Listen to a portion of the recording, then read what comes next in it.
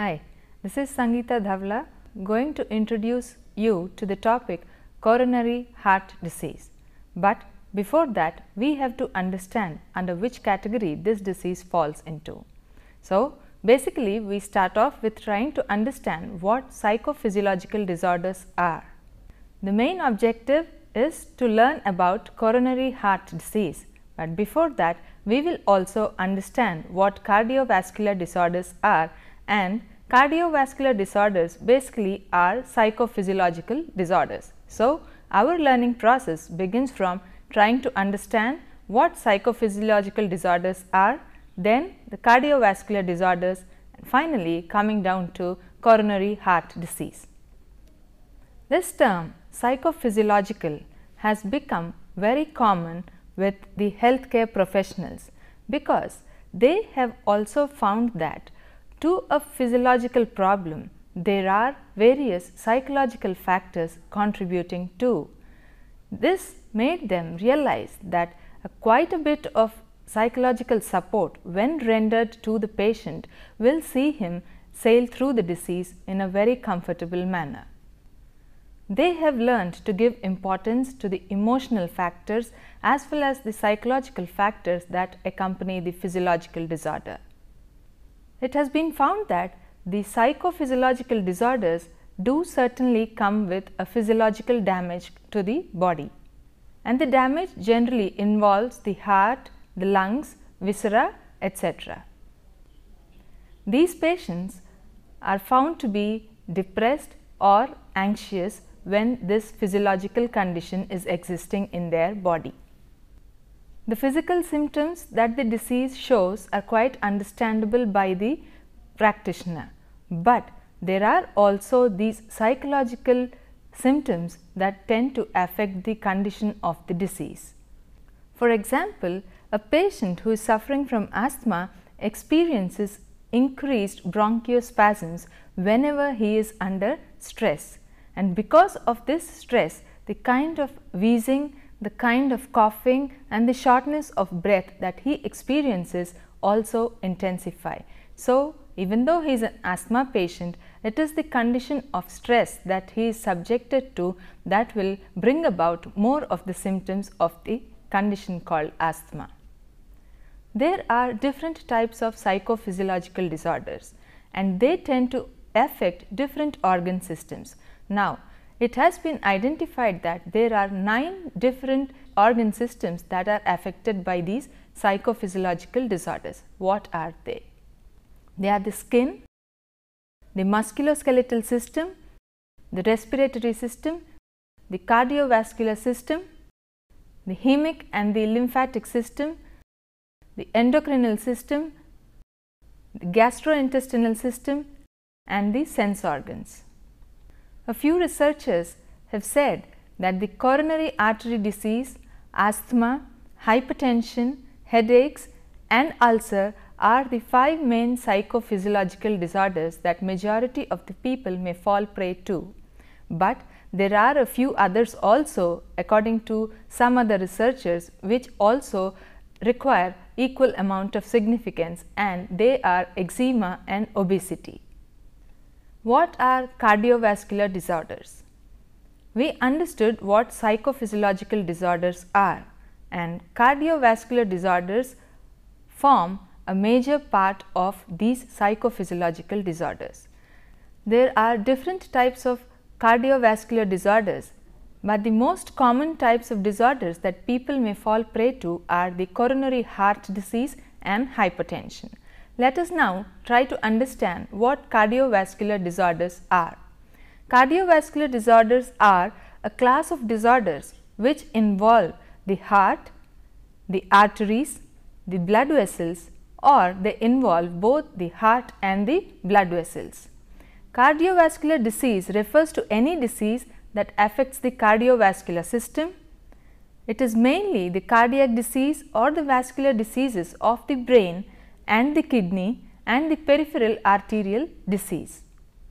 Apart from coronary heart disease and hypertension, there are quite a number of other cardiovascular diseases also. There are a few other problems caused also because of the abnormal heartbeats. This condition is called arrhythmia. There are a few problems that are caused because of heart defects that are there at the time of birth. This is called the congenital heart disease. There are a few others that might develop after the birth. There are a few problems that are caused because of the thick heart muscle. This condition is called cardiomyopathy. There are a few problems related to the heart that are caused by heart infections.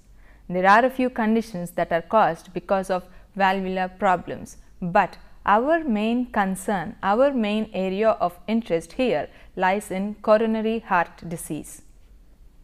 What is coronary heart disease? This is a condition that occurs when the blood supply to the heart is blocked or it is interrupted because of build-up of fatty substances in the coronary arteries. The coronary arteries are the two main blood vessels that supply blood to the heart. If the coronary arteries become narrow because of this fat that has built up in the arteries, the blood supply to the heart becomes slow and restricted, and this will cause heart pain or rather chest pain. When the artery gets completely blocked, then it results in a heart attack. Coronary heart disease is one of the major causes of death across the world.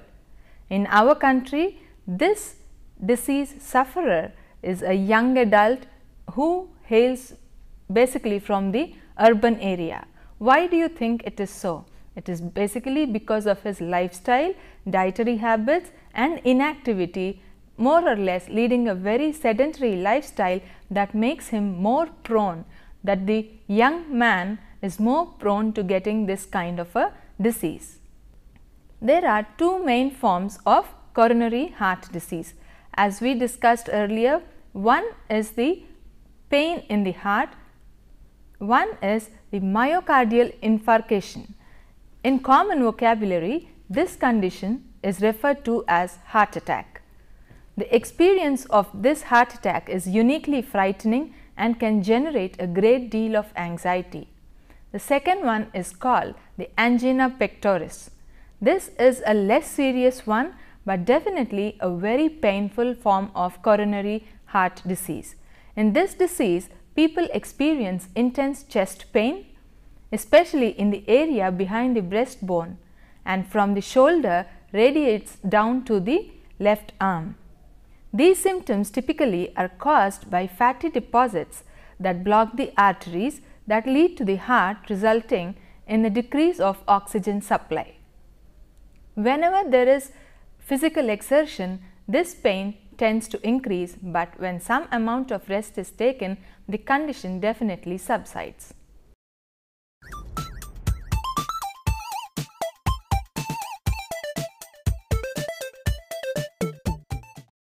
What are the symptoms of coronary heart disease?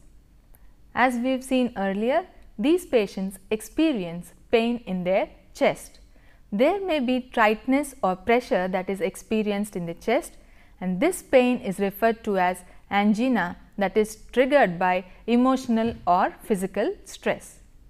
Heart attack is yet another symptom of coronary heart disease. The classic signs of heart attack are the presence of crushing pressure near the chest, and it leads down into the shoulder and then into the arm. There may be shortness of breath. There are a few cases where the person considers this shortness of breath as being asthma and tries to take Asthalin, but will not get down to the root of the problem. When a person experiences shortness of breath, it is always suggested that he goes in for a medical checkup so that they can get down to the root cause of his condition. When there is excessive sweating coupled with shortness of breath, it sure is a symptom of coronary heart disease. Now, what are the causes of coronary heart disease? We have looked at the various symptoms of how this kind of disease is reflected, but now we are getting down to the real cause of coronary heart disease.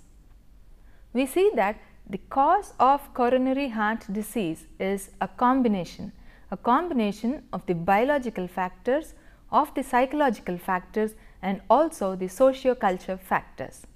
First, we will try to understand what kind of a connection exists between personality pattern and coronary heart disease. Researchers have observed that a few individuals are more prone to this kind of a disease, and they have categorized this kind of person as a type A individual.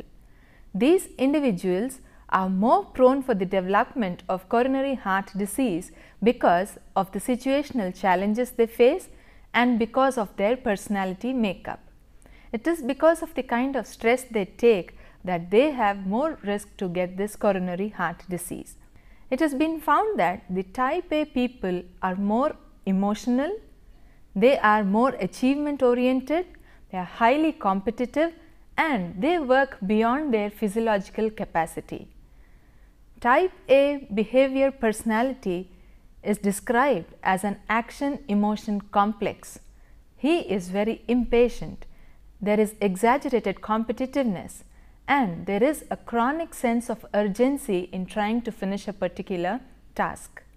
So, partly this is the personality trait that may be responsible for his picking up the coronary heart disease. Then there is a combination of biological and psychosocial factors that have been identified in the causation of this disease. There are 6 major areas identified that trigger off the condition. First is the dietary factors. Diets that have been habitually filled with high levels of saturated fats, cholesterols and calories have been found to push a person towards getting the disease easily. Then we have blood chemistry. High levels of cholesterol, the bad cholesterol would also push the person towards higher risks of getting the disease. Then there is the organ disease or dysfunction. Disorders like kidney or diabetes make the person more prone to getting a coronary heart disease. Living habits, the deadly trio, smoking, lack of exercise and eating push the person more towards getting the disease. There are a lot of environmental factors like chronic dissatisfaction with his life as well as work. This kind of stress definitely makes him more prone to the disease. There are familial factors, of course, the family history. This is one thing which you cannot escape in case of such kind of diseases. So, research was focused on all these behavioral risk factors also for coronary heart disease. Research established the fact that the men smokers stood a greater chance of getting the disease when compared to the non-smokers, and women smokers too stood the equal chance of getting the disease when compared to the non-women smokers. Therefore, when the clinician is trying to tackle the problem of coronary heart disease, it becomes imperative that he also focuses on other aspects like the emotional state, the psychological well-being and also his social support system to understand whether the person has some other factors apart from the physiological disorder itself. When all these concerns, and all these faculties are addressed, one can expect an easy recuperation of the person. What are the risk factors for coronary heart disease? Needless to say, more men are prone to getting the disease when compared to men. It is probably because of the habits they fall prey to. Older individuals are more prone to get the coronary heart disease when compared to the younger ones, but at the same time we just cannot rule out the possibility that even the young ones might get the disease because of their sedentary lifestyles. Family history, of course, you cannot avoid this constraint wherever you go. The presence of coronary heart disease in the family will only increase the chances that a person again might fall prey to the condition. If the father or a sibling in the family suffers from this disease, the likeliness that another person in the family acquires it also are high. High blood cholesterol levels, chronic smoking habits, high blood pressure levels, diabetes, obesity, physical inactivity and high stress levels. These are the risk factors that might push a person into getting coronary heart disease.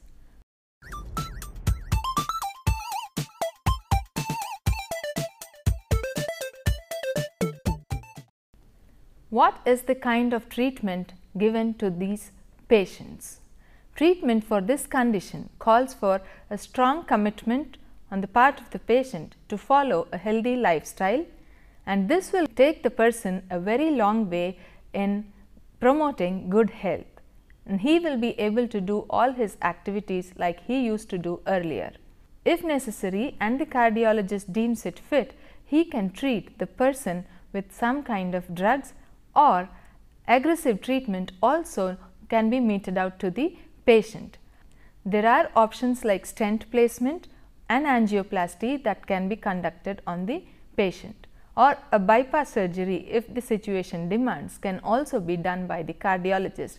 However, one should not forget the psychological aspect that underlies the condition if it is categorized as a psychophysiological disorder.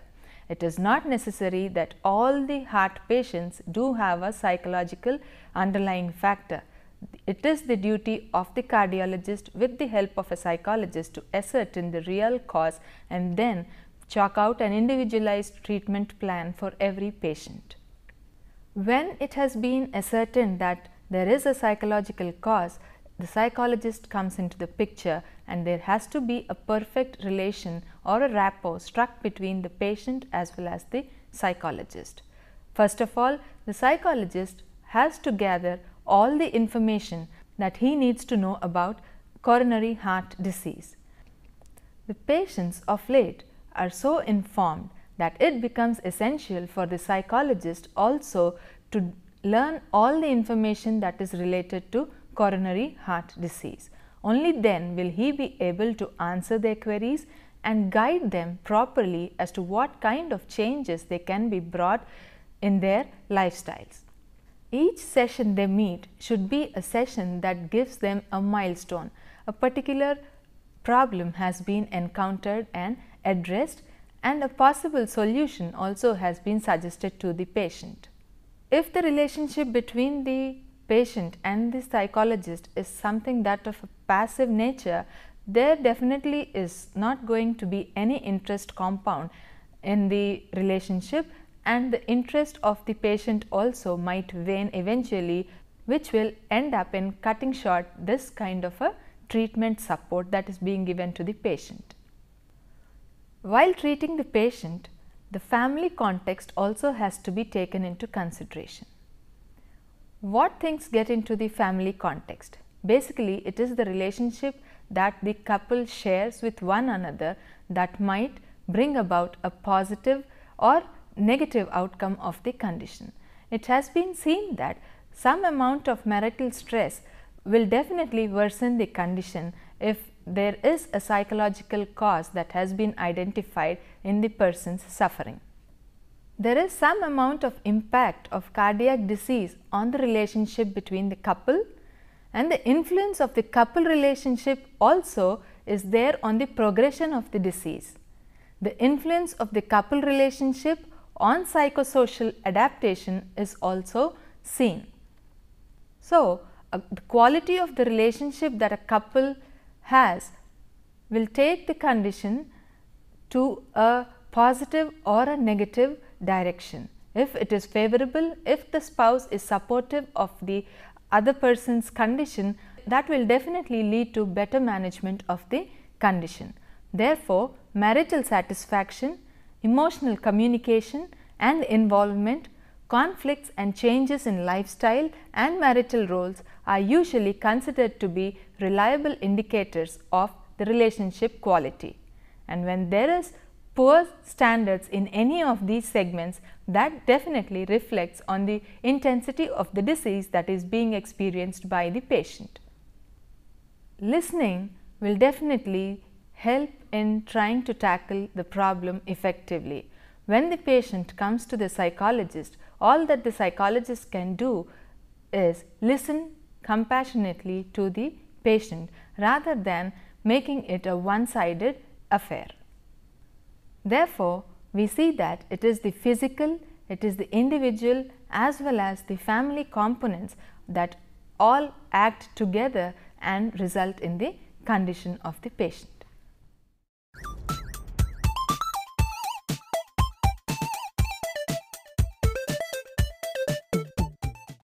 What is the role of psychologists in treating coronary heart disease? Right from the time of World War II, we have seen the increasing importance of psychologists in trying to deal with problems related to people at large.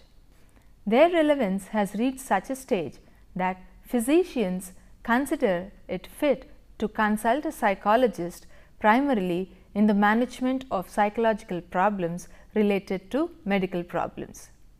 How can the psychologist help the cardiologist? He can offer in-hospital support, he can offer out-hospital support. At the same time, he can talk to the patient and see to it that he adheres to the treatment regimen. He will try to understand the kind of stress he is facing from the work front and also will try to bring about some kind of lifestyle modification.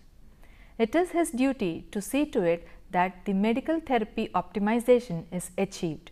He will understand the interpersonal stress levels also that the patient is undergoing, and in case of any emotional distress that the patient is facing, it is the duty of the psychologist to get down to the matter, understand and resolve the condition that the patient is facing.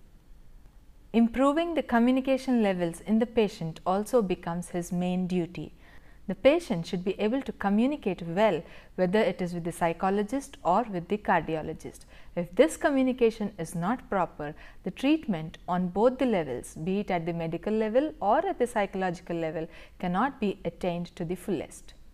So basically, the psychological intervention or the psychological support that is being offered to the patient has to follow a methodical pattern. The psychologist should be able to help the patient to recognize and express the disease related emotions, and he should help him to identify and use strategies in order to control the various risk factors that he may be prone to. He should help the person implement appropriate self-management and rehabilitation techniques. So, to conclude, we see that coronary heart disease is a psychophysiological disorder that can be managed extremely well and the conditions be kept under control with the help of a psychologist as well as a cardiologist. Better lifestyle changes, sticking to the dietary regimen as well as the medical regimen will definitely see the person through the disease in a comfortable manner.